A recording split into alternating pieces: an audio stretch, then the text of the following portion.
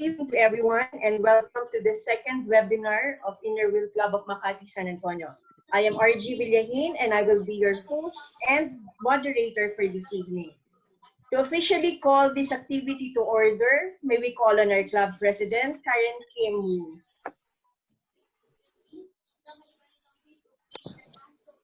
Thank you, ISO RG. By the power vested in me, as the president of Inner Wheel Club of Makati, San Antonio, I now call this webinar to order.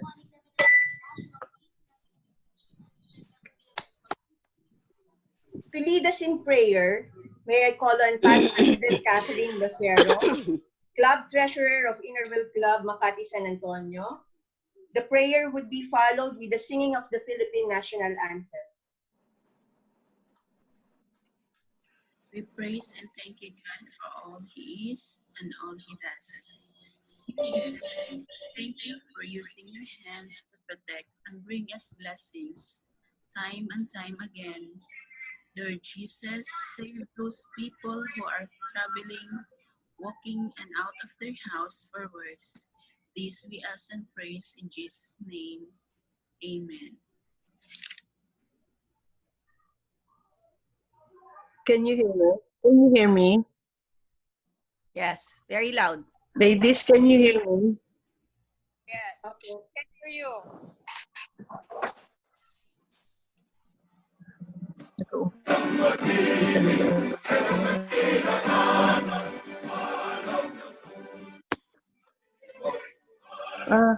Can you please give the link to NPPAM? Give her the link.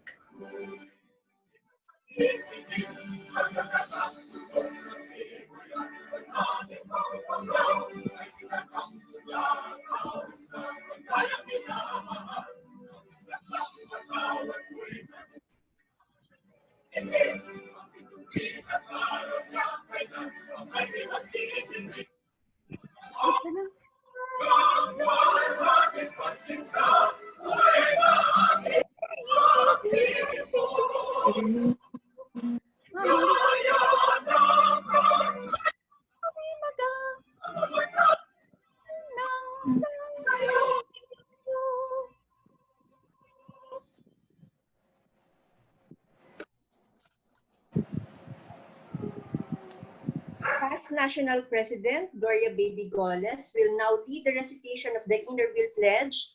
She will be followed by past District Chair Nanette Cua, who will lead us recite the Inner Wheel mission, vision, and core values.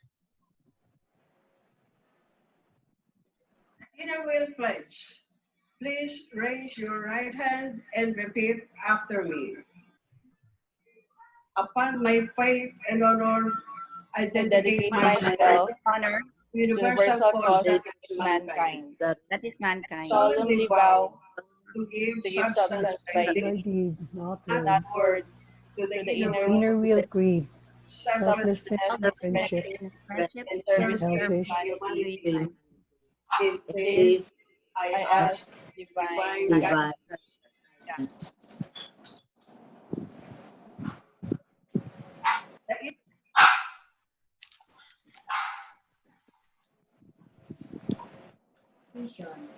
IWCPFI is a Dynamic organization of committed women bound bound for and dedicated to selfless service to humanity.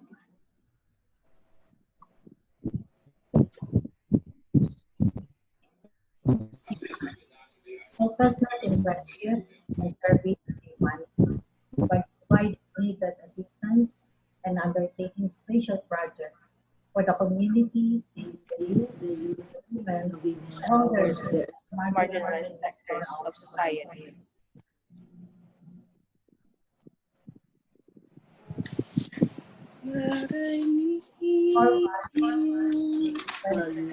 Integrity, responsible volunteerism, Asian commitment, compassion, relevance.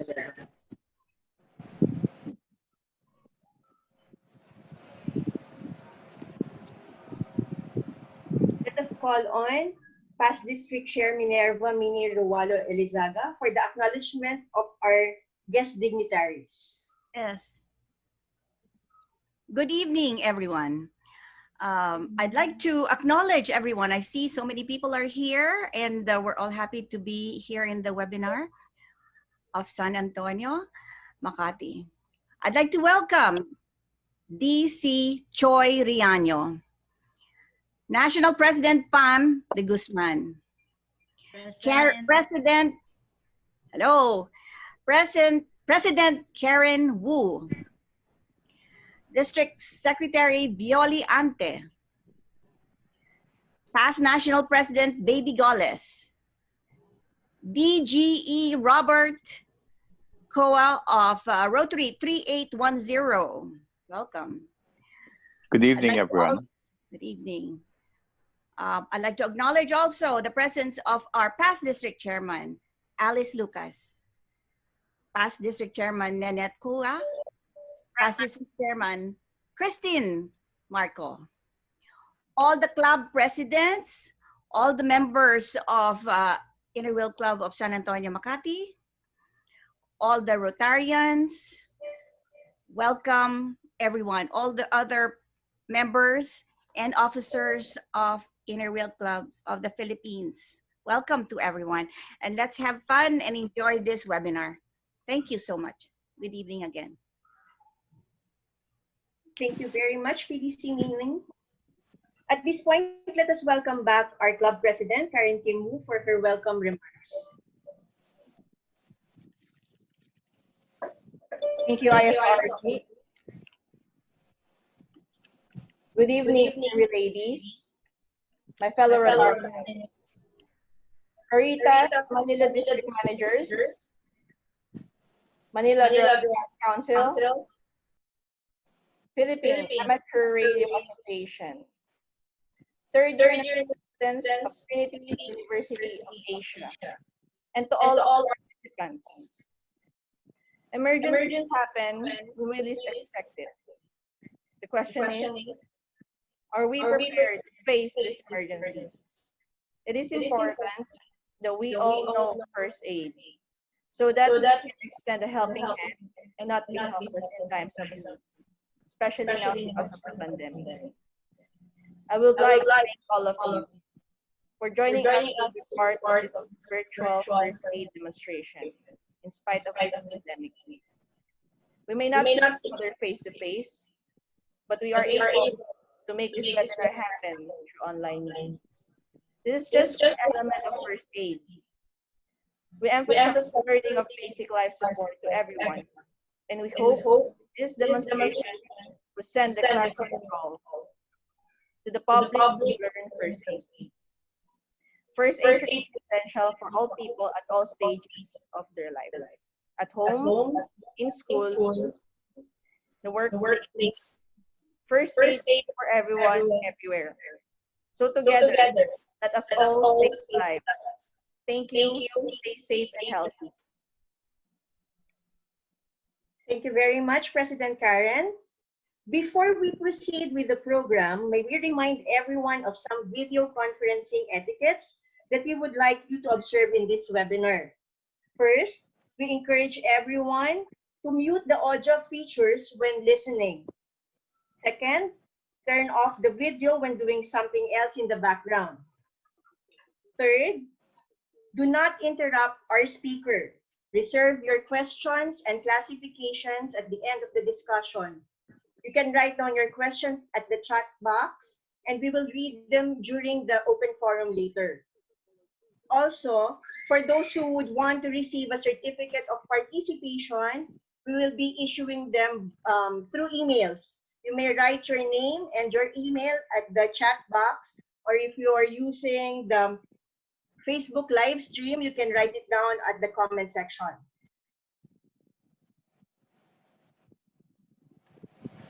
Basic life support, or BLS, is a medical care done in emergency life-threatening situations until the victim can be cared for professionally by a team of paramedics or at a hospital. It can help people who are choking, drowning, or are suffering from cardiac arrest. Such accidents can happen anytime, anywhere.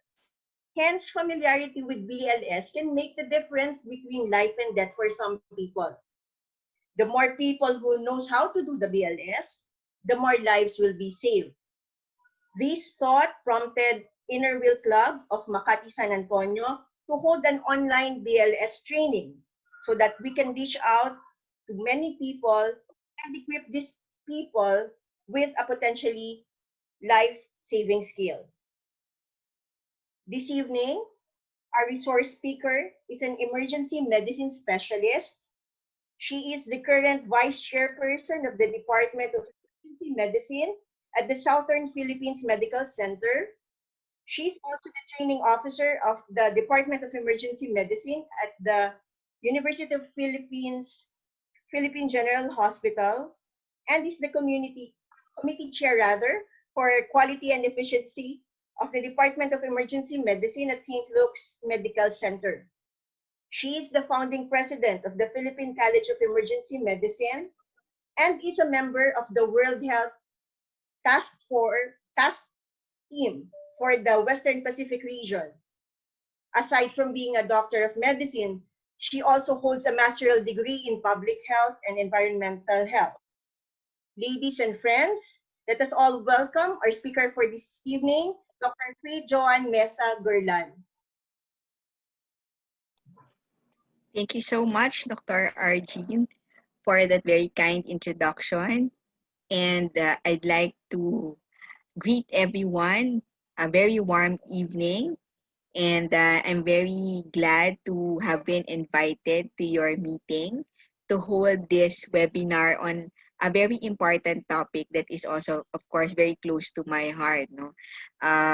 Being an emergency physician, we really would like to advocate that everyone knows how to handle emergencies, even before they reach us in the hospital. So this topic is really very timely, and even though we might not be able to perform it live, see each other perform it, we can still have maximum experience just by taking a look at what we can do inside our home, no? And experience still how to perform basic life support.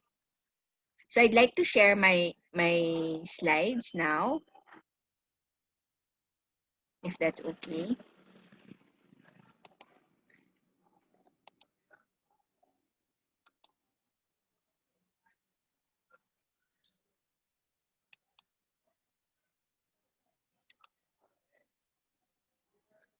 I hope you are able to see my slides and my audio is clear. Yes, yes. Okay, thank you. This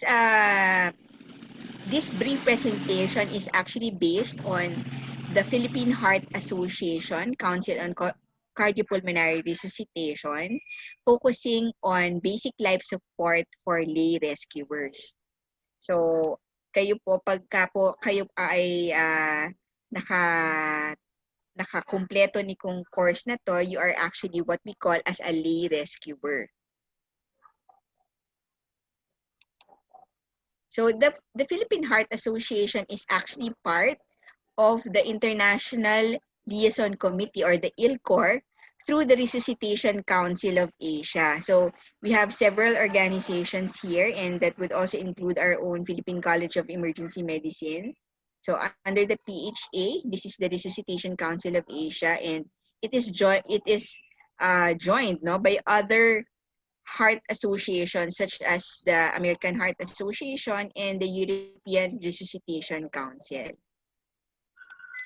So all that we are being taught here are also the same as what is being taught in other countries. So I heard that this webinar came about because of some unfortunate event that happened among the members of some members of Inner Wheel. And while that is really unfortunate, it has brought this idea of really being able to know or learn something about basic life support, because the burden of disease here in the Philippines in terms of heart diseases is still a priority. So you can see that it is still the number one cause of death, no, in the Philippines. And the ratio is 1:28, or more males, no, than females. So at least po tayo mga kababaihan ay hindi masyadong at risk, no. So when we speak of sudden cardiac arrest, no, so ito po yung parang biglaang nawalan ng malay, biglang nawala ng ulirat, no? Okay. So this is actually approximately 15% of these deaths would be due to cardiovascular disease. And sudden cardiac death is the most common cause of death among patients with that illness. Ewan ko lang po kung marami po sa inyo ang meron na pong high blood or diabetes, or have been previous smokers, or maybe ngayong pandemic, no, baka we are under stress din. So those are some of the things that we should watch out for, because those things can really be a risk factor for the development of sudden cardiac arrest. But of course, we are praying that that will not happen. No? So almost 70% of out-of-hospital cardiac arrest. So this is also true here in the Philippines. No, so it happens where? It happens at home. So even in the luxury of our homes, we can that's actually where out-of-hospital cardiac arrest usually happens. No. And approximately 50% is actually unwitnessed. However, it's only 10% of this sudden cardiac arrest that are being catered to by our emergency medical services. So that means that CPR is not being instituted, no, for 90% of these cases. In hospital cardiac arrest, there is actually better outcomes. So ang sudden cardiac arrest can happen to anyone, anywhere, and anytime.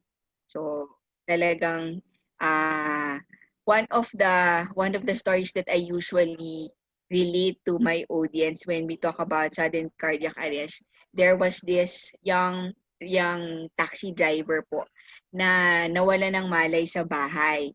And fortunately, his son was a CPR provider and was able to give CPR at home. And they were able to activate the emergency response of Makati. So at least sa Makati, meron po tayong 168, di po ba? So pwede po kayo talagang tumawag ng tulong, no? And this patient, this taxi driver has been brought to the hospital, and very fortunate po that he came out able to come home to his family alive with intact neurologic function. So kahit po pwedeng mangyari kahit kanino, kahit saan, at kahit na anong oras, no, kapag merong handang tumulong, handang magbigay ng CPR, this increases the chance of survival for victims.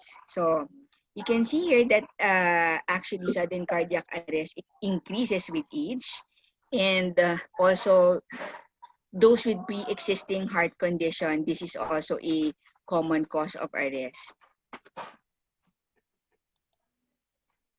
But if done properly, no, effectively, CPR can double the chance of survival for a victim.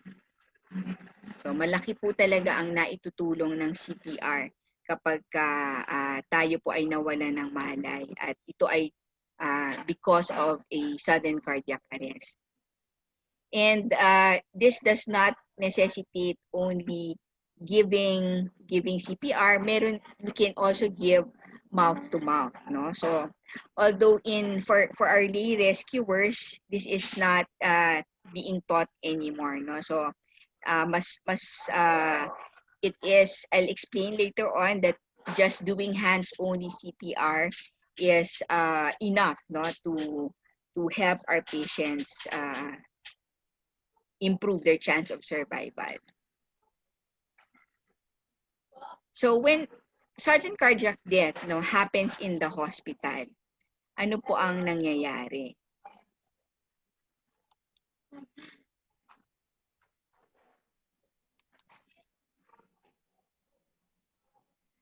I think this is I'm not able to show the picture here, but what I wanted to show there is that here, no, CPR must begin within 4 to 6 minutes, because 4 to 6 minutes without oxygen in the brain, there is the brain cells start to die, and of course that is difficult to revive anymore. So the objective of this presentation is to be able to increase your awareness and knowledge on basic cardiopulmonary resuscitation as a life-saving procedure, and to demonstrate the different steps and techniques in doing CPR. So what is CPR? CPR is cardiopulmonary resuscitation. But actually, the organ that is very important here to resuscitate is not just the heart and the lungs, but it is the brain. So cardiopulmonary cerebral resuscitation is the more appropriate term, because we want to provide oxygen, no, to the brain by reviving the heart and the lungs. So in order to accomplish that, there is what we call as the chain of survival. So these are the links in the chain of survival. And this is very important because, as we say in emergency medicine, it is the system that saves the life. No? Hindi lang po, it's not just one link. No? It has to be all of these links that must be present in a system in order to save a life. So for in-hospital cardiac arrest, this is the only the difference between out-of-hospital arrest and in-hospital cardiac arrest is in terms of some of the steps, no? Because in the in-hospital, you don't have to activate the activation of the emergency response is already inside the hospital. So the first thing is actually surveillance and prevention. So we will not focus on this. We will focus on the out-of-hospital cardiac arrest, wherein we need to recognize or activate an emergency response system, followed by giving immediate high-quality CPR, rapid defibrillation using an automated external defibrillator, accessing basic and advanced emergency medical services, and providing advanced cardiac life support in the hospital. So everything starts with a well-informed lay person. So kung tayo po ay nasa bahay, nasa community, nasa isang meeting, it is very important that we are able to recognize the signs of cardiac heart attack or respiratory failure. So if we see that, then we have to call for help. So usually po, ano po yung nararamdaman ng isang taong baka o posibleng magkaroon ng heart attack, no? So usually that would be pain in the chest, no? There would be difficulty of breathing, para pong pinagpapawisan ng malamig, no? You can also experience back pain, no? Or sometimes just abdominal pain, no? Really, which can be related to shortness of breath, can be a sign of cardiac attack. So that way, we have to call for help immediately using your mobile phone and activate the emergency medical service. Siguro sasabihin niyo po, paano po pag walang emergency medical service, no? Mabuti na lang po kayo ay nakatira sa Makati at meron pong Makati 168. In QC, there is also a number to call. Currently, we are working and advocating the 911, no, as the national number, pero hindi pa po talaga yan nationally in place. So, as I've said, no, there is usually compressing pain on the center of the chest, which might radiate to the arms, the jaws, the neck, and may be accompanied by sweating, nausea, vomiting, or shortness of breath. For respiratory failure, you might see, no? So, yung mga usually nagda-dine in sa restaurant, no? And masyadong mabilis kumain or might be laughing so hard. You might get what we call foreign body airway obstruction, and you can see this sign, usually what we call as universal distress signal, wherein there is clutching of the neck. And later on, if it becomes complete obstruction, you might notice bluish discoloration of the skin and the lips. So those are the warning signs for heart attack and respiratory failure. So once we observe those, it's crucial for us to activate our EMS. And then, if a patient suddenly collapses to the ground, the second link is activated, and this is your early CPR. Okay, you administer CPR to a person who suddenly collapses to the ground, because this is a life-saving technique, and it can be done by not just medical personnel but also lay persons.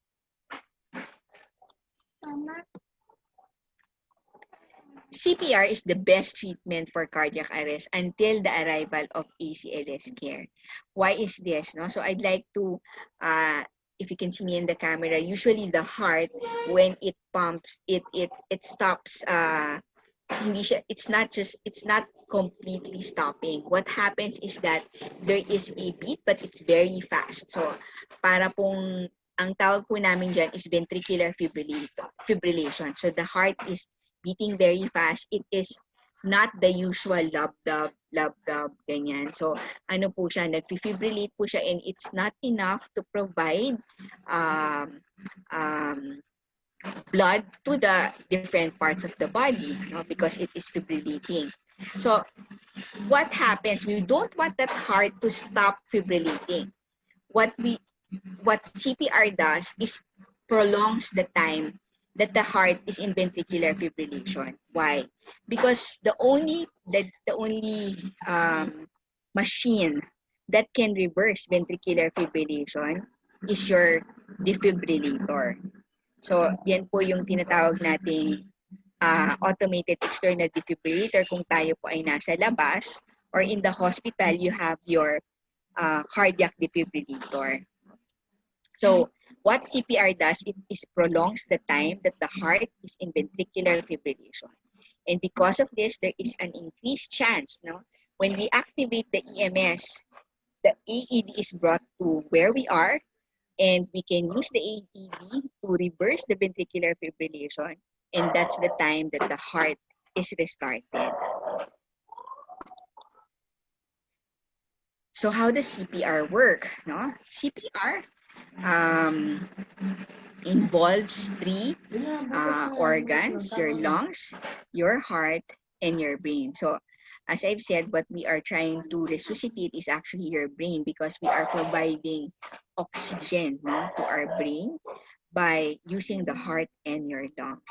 So in CPR, you press on the chest, you move oxygen carrying blood through the body and into your brain. So this should be done as soon as possible, because as we said, this is the golden period, no? 4 to 6 minutes. So 4 to 6 minutes without oxygen, the brain cells will start to die. And unlike our skin, no, na lagi pong napapalitan, yung brain cells natin, medyo hindi, pag namatay na po yan, mahirap po silang ibalik ulit, no, sa kanilang normal function. Okay, so we cannot replace, no, our brain cells. So CPR is an easy life-saving procedure that can be learned by anyone. One does not need to be a physician to learn how to do CPR. So what are the techniques here? So once you witness someone who goes into cardiac arrest, this person suddenly drops to the ground or loses consciousness. Okay. So what do we do? First, you check the area if it is safe. So safety is one of the things that is important to emergency care personnel. So kahit kayo din po, no, since you are the ones who are the first on the scene and will be able to provide the care, we want you to stay safe. No? So safety is very important, and safety means scene safety and personal safety. So first we have to survey the scene. See if the scene is safe to do CPR. And this will also give us some idea of what happened.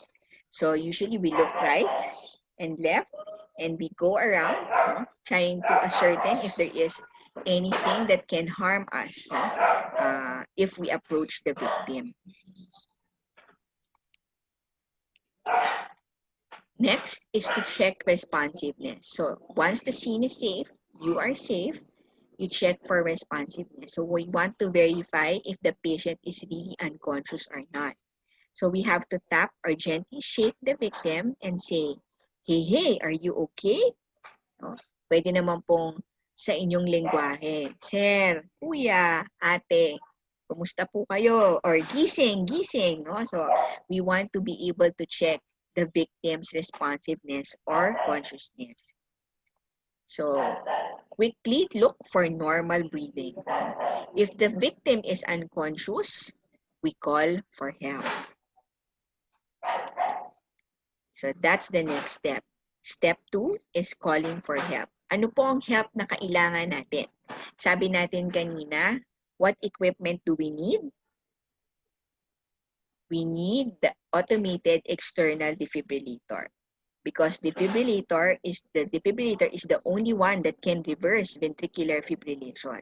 So calling for help is really calling for the equipment or people who can bring the equipment to you. And that equipment can be brought by emergency medical services. Okay?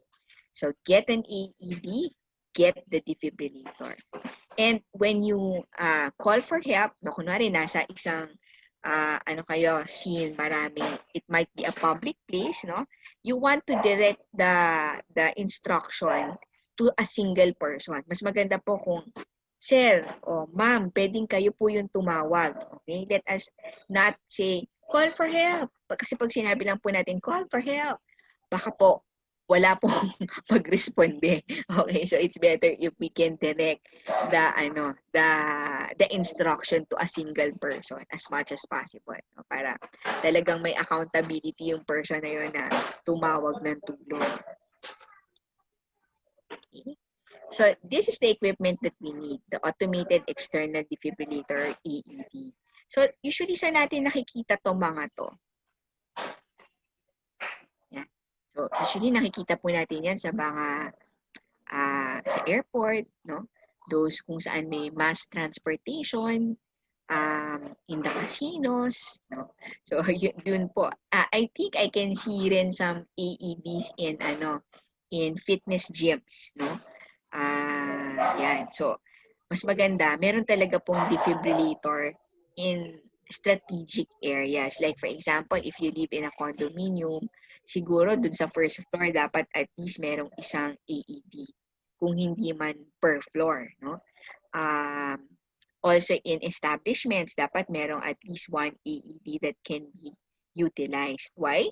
Because it's not really that fast for EMS to reach your place. So if you have an AED in your locality, and this is what we call as public access defibrillator, no? It's easier to get access to this machine.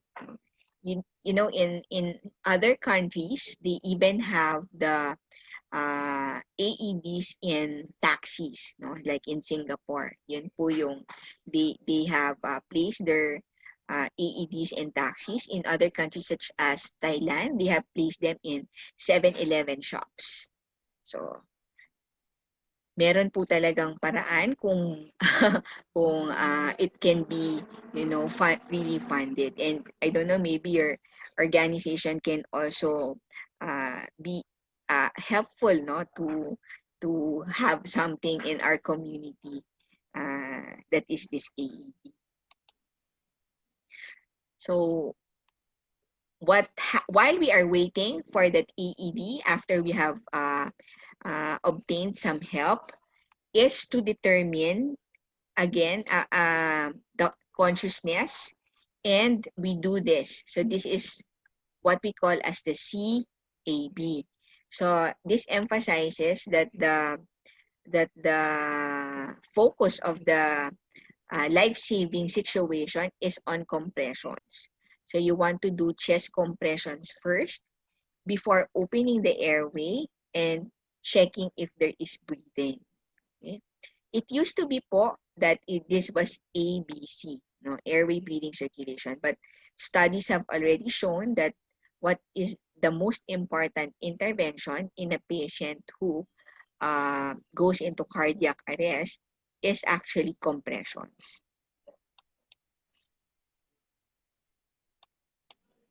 Okay, so compressions to assist the circulation, calling for help before you do the chest compression is very important. Okay, so step 1, scene safety. Step 2, call for help. And step 3, chest compressions. Okay, so ito na po yung ating very important procedure, life-saving procedure that we must do. So how will you perform this?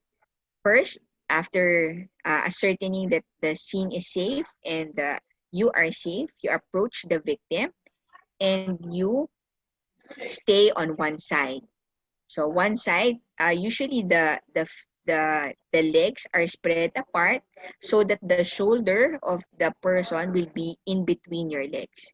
So this is the most stable position. Okay, and then you put your one hand on the center of the chest, no, approximately in the center of the chest at the level of the nipple line. Okay, so doon po sa may nipple line, doon po natin ilagay yung isang kamay. And then we put our other hand on top of that hand, and so heel of the hand, and then we interlock it. Okay, so the fingers are interlaced, and you can see that the arms are usually in straight position. So ito po. So makikita niyo po dito, yung heel ng hand, yan po yung nasa center of the chest at the level of the nipple line. You interlock your hands and maintain your hands straight. No? So ito po yun. Naka-straight down po siya. No? And where will the force come? The force will come here sa inyong buttocks. Okay? So go up, down, up, down, up, down, up. So enough to cause compression. So you compress, okay, and then come up to allow full chest recoil. Okay. Usually your arms, so they make sure that your elbows are straight and your arms are interlocked. Okay.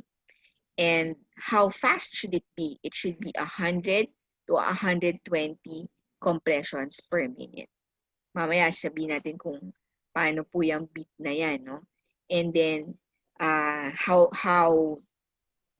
what is the depth? How deep should you go? You should go as deep as 5 to 6 centimeters or 2 to 2.4 inches. Okay? And allow the chest to return it to its normal position. Okay, ito po medyo tricky ng konti sa inyong because when you come up, usually you have to lift your hand. Okay, so go down, lift your hand. Go down, lift your hand. Okay, so yan, that will allow for your full chest recoil. So initial, pero medyo pwede kang mahirapan po dun sa pagbaba. Pero pag akyat mo, hindi mo po tinatanggal yung kamay mo. No? So, pag press down mo, aangat mo lang yung kamay pero you are not removing the hand on the chest. Okay? So remember, these are the qualities of good CPR. It should be a rate of 100 to 120 per minute, a depth of 5 to 6 centimeters, and allowing for a full chest recoil.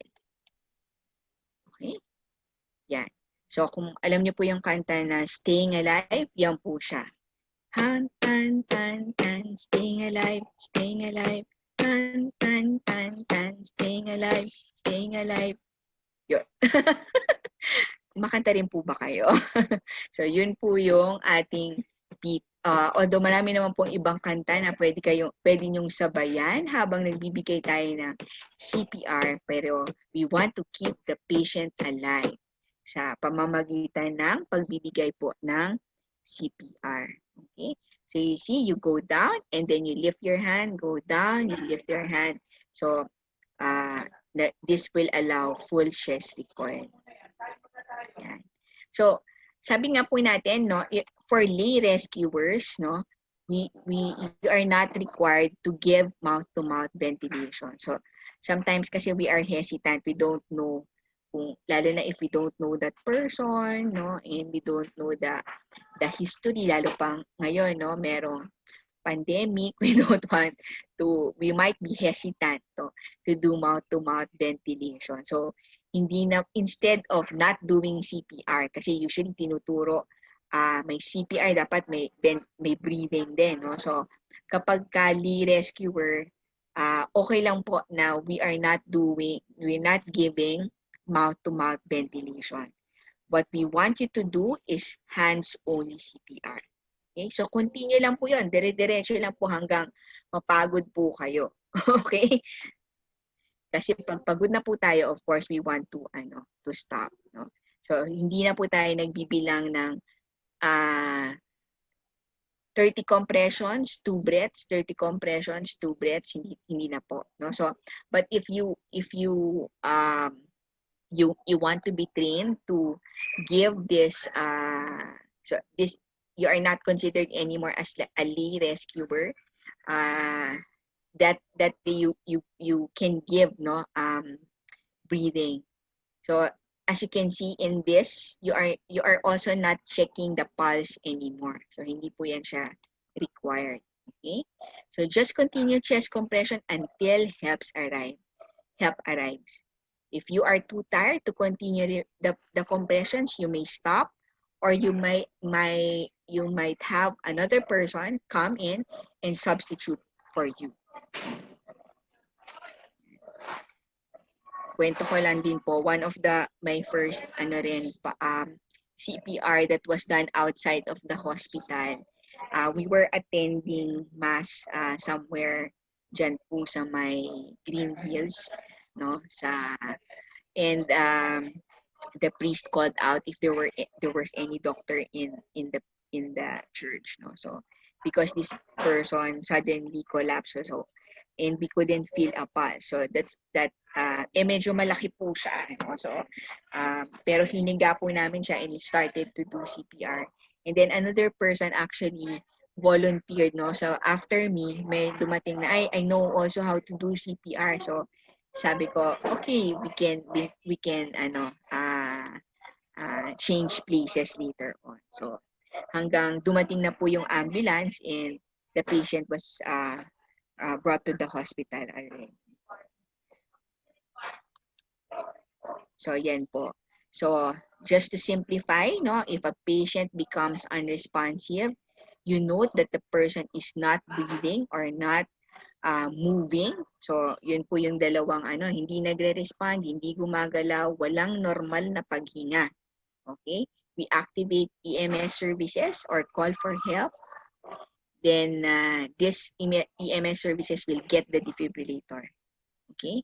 And then you go back to the patient, you start your hands-only CPR, hands at the center of the chest, arms locked and straight, and do your CPR until help arrives. Okay? dito po nakasulat repeat every 2 minutes. So approximately after 2 minutes, you can also check if the patient is now moving or there is some form of already of breathing. So yun po yung chest compressions.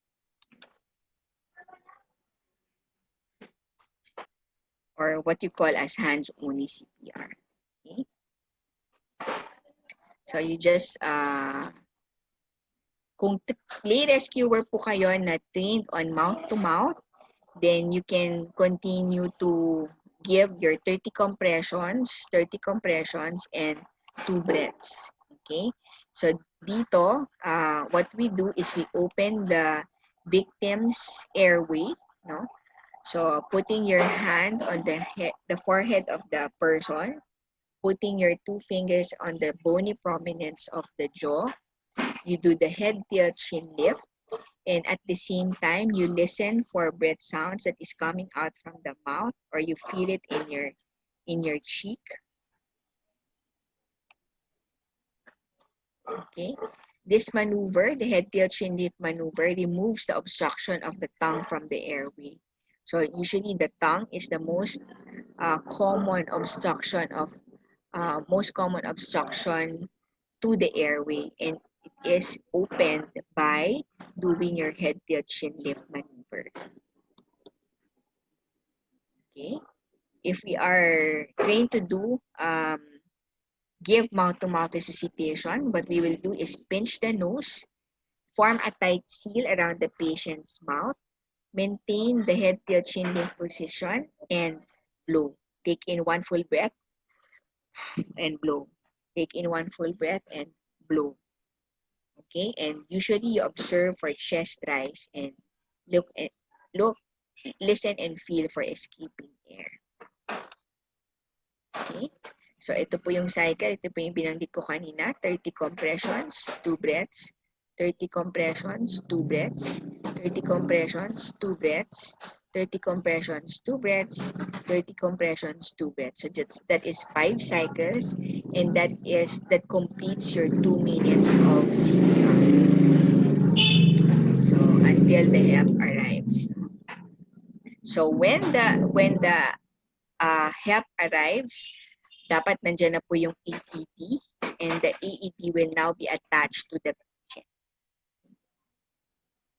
So just to reiterate the steps, let us memorize. First, check, survey the scene. Check if the scene is safe, and if it is safe, then you are safe to approach the victim, and check for responsiveness. Okay, so hey, are you okay? If the patient is unresponsive, you call for help. Activate EMS and get the AED. Next is compress. So put your hands at the center of the chest at the level of the nipple line. Give compressions 100 to 120 per minute in the tune of staying alive. 2 to 2.4 inches deep or 5 to 6 centimeters. Push hard and push fast. Next, until the EMS arrives, or a defibrillator is attached to the patient. So when the AED arrives, and nandito na po tayo.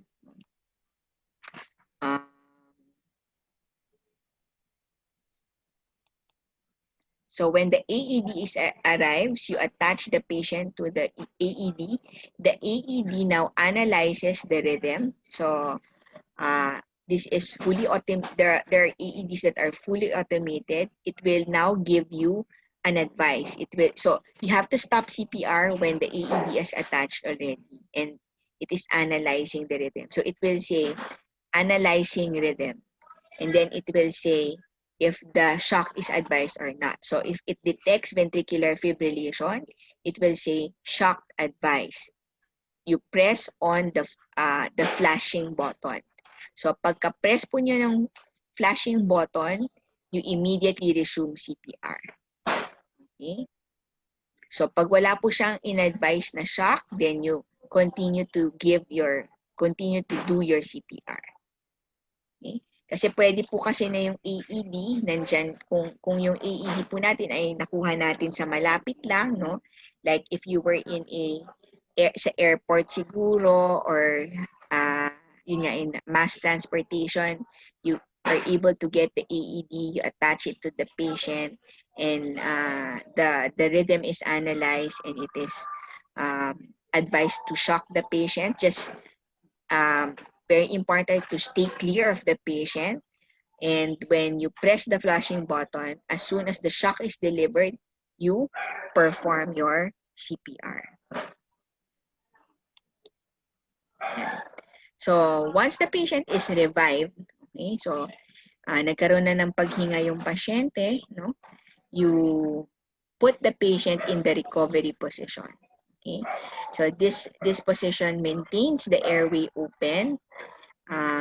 So una po, ilalagay natin yung hand malapit sa atin, either sa likod ng ulo niya o sa taas. Okay, and then the other hand, the one that is away from us, you put it on the cheek of the patient, and you pull the patient towards you, no?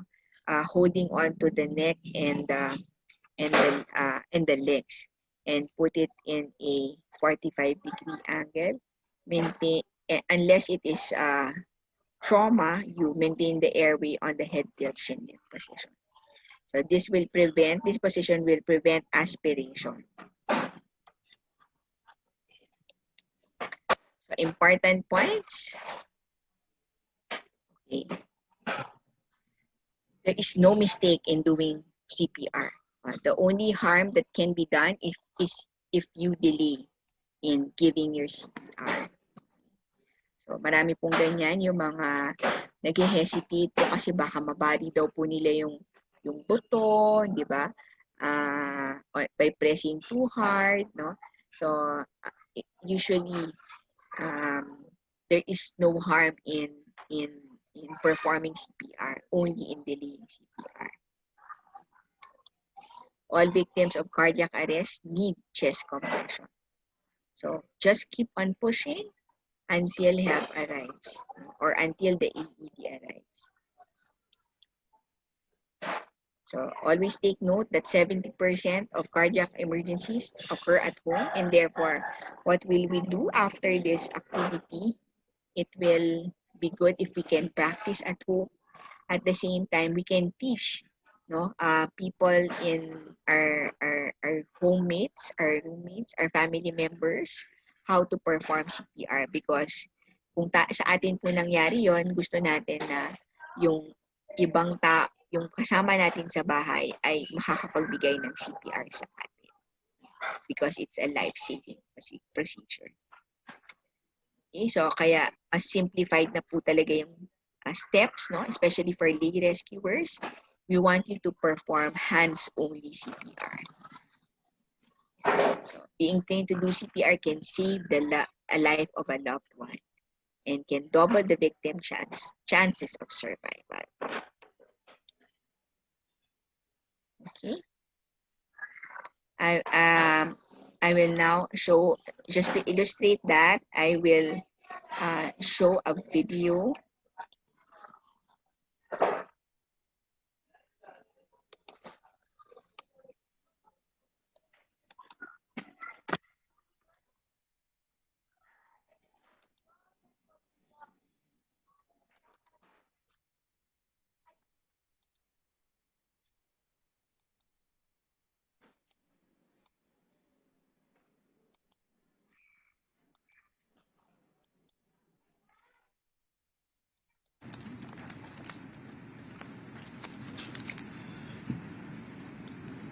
I hope you can see the screen.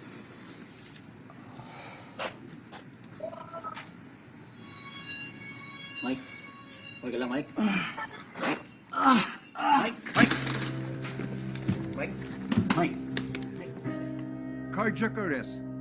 Ito ang biglaang pagtigil ng normal blood circulation dahil sa failure ng puso na mag-pump ng dugo. Maaari itong mangyari kahit kanino, kahit saan. Critical na mabigyan ng CPR o cardiopulmonary resuscitation ang sinumang makakaranas ng cardiac arrest.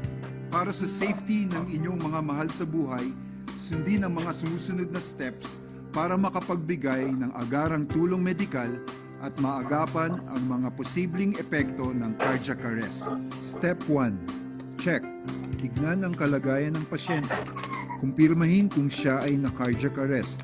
Pagkatapos, agresibong gisingin ng pasyente. Mike, okay ka lang? At tignan kung humihinga ito. Step 2. Call. Tumawag ng tulong. Ugaliing alamin ang mga emergency numbers sa inyong lugar at isave ang mga ito sa inyong cellphone. Emergency? Kailangan namin ng ambulance na may AED. Sige po, parating na po yung ambulance na may AED. Step 3.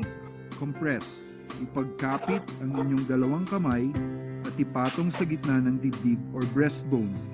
Gawin ang chest compressions ng malakas at mabilis na gamit ang tamang bilang at lalim.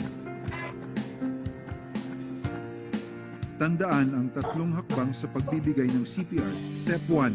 Check. Tignan ang kalagayan ng pasyente. Step 2. Call. Tumawag ng tulong. Step 3. Compress. Gawin ang chest compressions ng malakas gamit ang tamang bilis at lalim. That's it!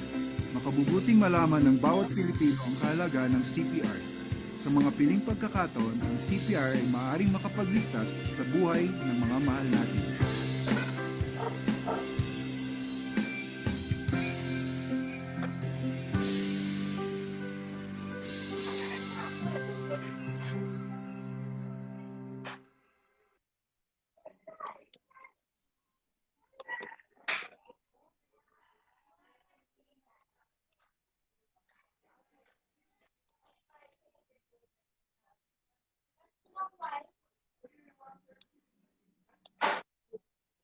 Hello po. So, Yes. maybe I'll entertain questions first before we have Dr. Roan demonstrate to us. Handang-handa na po siya eh. Gusto ko ipakita sa inyo ang kanyang CPR skills. Okay. So, Dr. Faith, we have questions Hello po. here. How do you determine if a person is suffering a stroke or having a cardiac arrest? What's the difference daw po between a stroke and a cardiac arrest? Actually, for a patient po who suddenly collapses to the ground, you will think of a cardiac arrest first, no, before a stroke. But if the patient presents initially, hindi naman po siya nagkaroon ng sudden loss of consciousness, and you note that there is the speech is not normal, there is a drift in one arm or both arms, and if you see that the face is not symmetrical, no, hindi pantay yung ngiti, no, hindi pantay yung pagbukas ng mata o ng talukap ng mata. So these are the signs of stroke. So the difference. But usually stroke do not present with cardiac arrest kaagad, no. So but if the patient suddenly collapses to the ground, we still think first of a cardiac arrest. Yes. So yung consciousness po, no? Yung Yes dapat po. siya. Yes po. So yun po yung main difference na siguro for a layman, mas madali niyong ma-determine kung stroke or cardiac arrest yung nangyayari. Another question, Dr. Faith. If this happens at home, can both CPR and mouth-to-mouth resuscitation be done at the same time at extreme cases? Sorry po, I did not hear the second part Ito of po it. gawin po CPR and mouth-to-mouth resuscitation for sa bahay. Relatives. Oo, for relatives. Yeah, oo. Kung ano po, if you are confident naman po to give mouth to mouth, it's okay to give mouth to mouth po in a patient who is in cardiac arrest. Actually, the reason for the advocacy for hands-only CPR is that in the first few minutes of cardiac arrest, there is still some blood circulating in the body. So we just want that blood to be channeled into the brain. So kahit po hands-only CPR lang, even without mouth-to-mouth, we are still able to channel that amount of oxygen that is left in the blood to the brain. So okay lang po talaga na walang mouth-to-mouth. But of course, if you can, especially for kung medyo matagal na po, no, lagpas 3 to 4 minutes nang wala pa rin po yung tulong or yung AED, then if you are confident, you can do your mouth-to-mouth po. So 30 compressions is to 2 breaths. Dr. Faith, what about naman po daw if the person has an ICD or a pacemaker? Pwede pa rin po ba yung chest compression daw po? Yes po. Actually, pag may ICD naman, automatic yan siyang magka-cardioverse or magdi-defibrillate. Pero if it's not working, that the more that we have to do our CPR for this patient. So how long daw po siguro to do the chest compression until you decide to call for help again for the AMS? How long yung waiting time daw po? So this usually kaya nga po siya second step. So once you determine that the patient is unconscious, do not start CPR. No, you call for help first because you need to activate the response team. Otherwise, wala pong tulong na darating. Mapapagod lang po kayo. Okay, so kailangan siguro yung hindi lang po situations wherein you can do chest compressions. You can do chest compressions first without calling your EMS is if you are sure that the cause is respiratory in nature. I think sa mga baka may pediatricians po sa atin, usually for pediatric patients, we do our CPR first and give ventilations before at least 2 minutes before we call for help. And siguro kapag nasa malayong lugar po tayo, talagang mahirap yung access, then we can do our CPR first before calling for help. Yun lang po yung situations wherein we can do CPR first before calling for help. Otherwise, let us activate EMS. Siguro ang tanong niya po is, paano po kung wala talagang dumating na tulong? Yan po talaga yung advocacy po natin kasi it's either you bring doon po kayo sa sasakyan nyo magsi-CPR eh. Pero yun nga po eh, so you will have to take that parang risk of transporting your patient without doing CPR and hope that you can reach the hospital until that that your patient can be revived. So that's kaya nga po it's very important for us na to have this activities na in places po, especially in our communities, na we have public access defibrillators, no? Because if you are in a community and you have your own defibrillator, malaking tulong na po yun. You don't really have to wait for the ambulance if you have public access defibrillation. Dr. Faith, due to the pandemic daw, are there modifications with how you do the BLS? Are the rescuers supposed to wear gloves, face masks, face shields? Yes po. So, as I said po, safety of the responders first, no? Our scene safety and personal safety is our priority. Therefore, before we do any CPR, because it is an aerosolizing procedure and may subject us to possible infection, source of infection, then we have to protect ourselves po. So, kami po in the emergency room, we wear our personal protective equipment, no? In terms of yung mga EMS responders po natin, they wear the same protective equipment when they attend to patients in the out of hospital. For example po, sabihin niyo po na, paano po, kamag-anak ko na, paano po kung sa bahay ko naman din siya? Magkasama po kami sa bahay. So, that's why po na when we are also advocates of what we call dispatch-assisted CPR or telephone-assisted CPR. That means if you call for help, the caller, the call taker will assist you in doing CPR. So, kunwari, hindi kayo talaga marunong, hindi niyo alam ang gagawin, no? Ang sinasabi po namin sa mga dispatchers namin is assist the patient to do CPR. And if they are in the same environment as the person who has gone into cardiac arrest and they are willing to do CPR, even without the protective equipment, siguro at the minimum, mask lang nga po talaga, then they are instructed to do CPR wherever they are. So, bibilangan lang po sila. Ilalagay nyo lang po yung phone nyo sa speaker mode para marinig po ninyo yung yung prompt po niya. Yes, ma'am. Tapos po, meron, sa Philippines po ba, merong specific na emergency number like 911? Opo, actually there is the executive, in the absence of a law for emergency medical response, President Duterte signed an executive order, no, that designates 911 as the national number.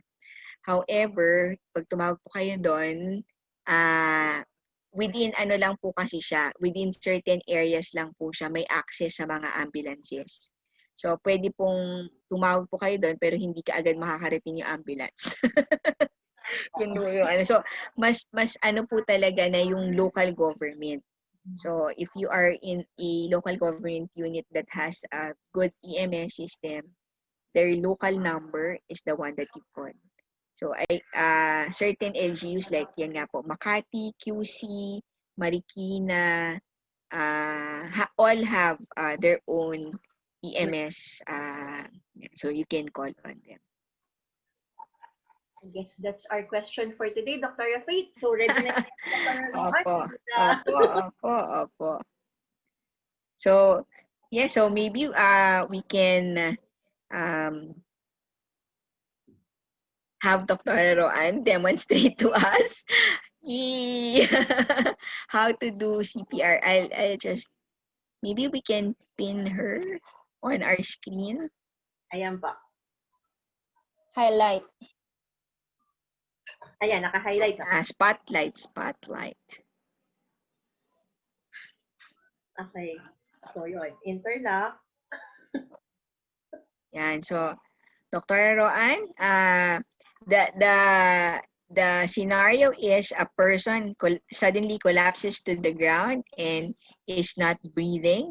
You have already established scene safety and personal safety, and you now call for help. And you activate. You have already activated your EMS. Okay, so the person is unconscious. Okay, Dr. Joan will perform the CPR. So put the hey, are you okay? Yeah, okay. Unresponsive, call for help. And 3, 4, 5, 6, 7. So notice po yung kamay po ni Doktora, the arms are straight. The force is coming from her buttocks, hindi po siya basta lang dun sa shoulders. Okay? And you can see that her hands is medyo parang nililift niya po yung kamay niya, no, every time he comes up from the patient. So this is just hands-only CPR. So dire-diretso lang talaga siya until mapagod po tayo. So usually, kung gusto niyo naman pong bilangan yung sarili niyo, very good, Dr. Joan. Yun po. Dr. Rafait, we asked the attendees to bring a pillow with them para practice lang. So I think this is the right time for them to practice yung chest compression.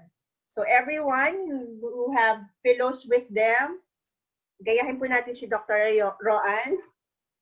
Yan. So, first, okay. So, if you are with your pillows right now, just be on your knees beside your pillow and make sure to interlock your arms. Place it at the center of the chest and let us count 1 and 2 and 3 and 4, 5 and 6 and 7 and 8 and 9 and 10, 11, 12, 13, 14, 15, 16, 17, 18, 19, 20, 21, 22, 23, 24, 25, 26, 27, 28, 29, 30. Okay. So, even young people po, kung may mga bata po kayo sa bahay, pwede po nilang pagpatung-patungin yung mga kamay nila and that will be enough to deliver the depth of compressions po. Ayan. Basta, pero po pag masakit po yung likod, okay lang po. Kahit hindi natin magawa, pero at least, no, ma-practice po natin yung hand position. So, yung hand position po, heel of the hand at the center of the chest. Opo. And interlock, make sure the hands are straight. Okay? So, kanta naman tayo one more time. Okay? To the tune of Staying Alive. President Karen, baka gusto niya mag-lead ng song. Game. Next. Okay, game. 1, 2, 3. Go. Tan, tan, tan, tan. Staying alive. Staying alive. Tan, tan, staying alive. Staying alive. Yay! Tan, staying alive. Staying alive. Staying Yun alive. po. So that's our beat when we perform our CPR. Congratulations! Congratulations. So, thank you very much, Dr. Roan, and thank you very much, Dr. Gaerlan, for that very informative lecture. Thank you po, Dr. RG. Okay po. Thank you, At this everyone. point, we would like to award the Certificate of Merit to our speaker.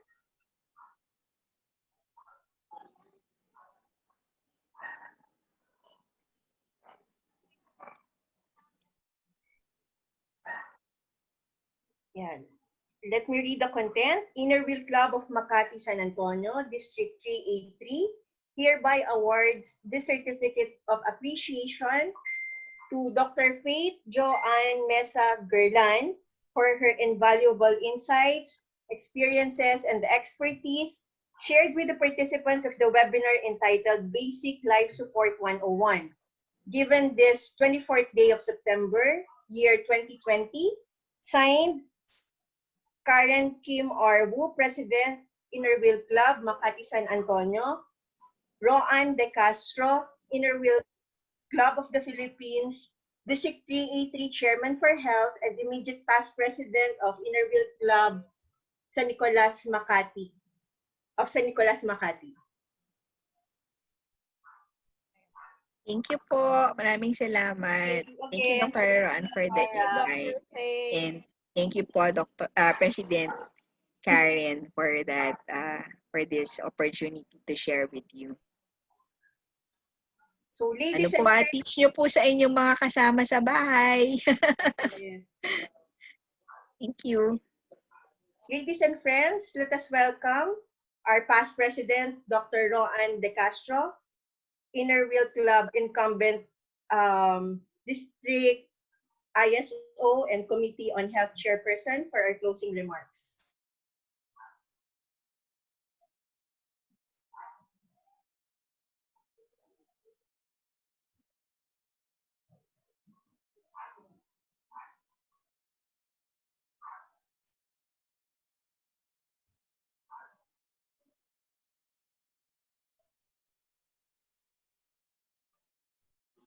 Please unmute. Press Karen, wala pong sounds. Unmute. Ay, sorry. Good evening, ladies and friends of Inner Wheel Clubs of the Philippines Incorporated. What does it mean to save a life? a life so valuable, so meaningful, and equated with every breath we take and the familiar loud beat of the heart. However, life is not ours. It's fleeting at every second, and reality bites. It is getting shorter every day. Your attendance at tonight's webinar about basic life support signified how you value life, not only yours, but of someone you love and care for. We are grateful you took the time and effort to join us, actively participated, and learned even just the basics of extending a hand in the face of an emergency. We cannot thank you enough. During these unprecedented times brought about by a difficult and devastating pandemic, your immediate help in saving a life truly matters. We are counting on you. Help us save a life. Let us take good care of each other today and always. Be well, be kind, and be safe. Maraming salamat po. Thank you very much also, Dr. Joan. Now, incumbent club president Karen Kim Wu of Innerville, Makati, San Antonio will now adjourn this event. By the power vested in me, as the president of Innerville Club of Makati, San Antonio, I now adjourn this webinar. That concludes our activity for today. We would like to thank everyone who attended, and we hope to see you again on our next webinars. God bless everybody. Congrats. Congratulations, IWC Makati, President San Karen Antonio.